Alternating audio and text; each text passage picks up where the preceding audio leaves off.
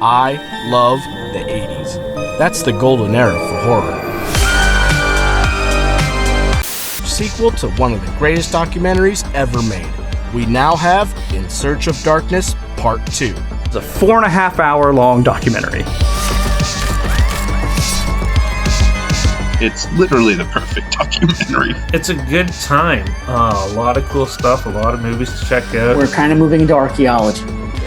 And we're digging up things that maybe people have never heard of. There's only one team of people that could transition effortlessly from Beetlejuice to Hollywood chainsaw hookers. Just so many people that you're going to love and you're going to know really well. And hearing some of their insights is really valuable. Such an easy watch, you know? It's a full-on immersive experience. I could have easily sat and watched another hour or two. I thoroughly enjoyed In Search of Darkness, Part 2. If I could describe just how amazing this is the analogy I would use. If the original documentary was Evil Dead, this one is Evil Dead 2.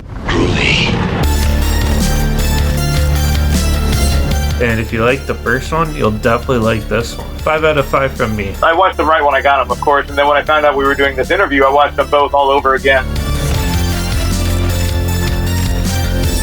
They do such a deep dive into these, so many cult classics that I have not heard of. If you're an 80s horror fan or a horror fan in general, I highly recommend you check out In Search of Darkness Part 2. I loved this. I loved this. My enjoyment of the first one, because of this one, is enhanced.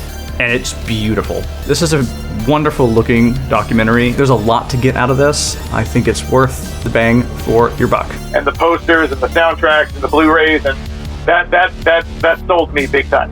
This is a must-own, and I will always cherish the amount of joy it brought me. When you can create a documentary like this that creates the splash that it does, that creates the energy and the noise that it does, it's sometimes the only thing keeping some of these titles alive.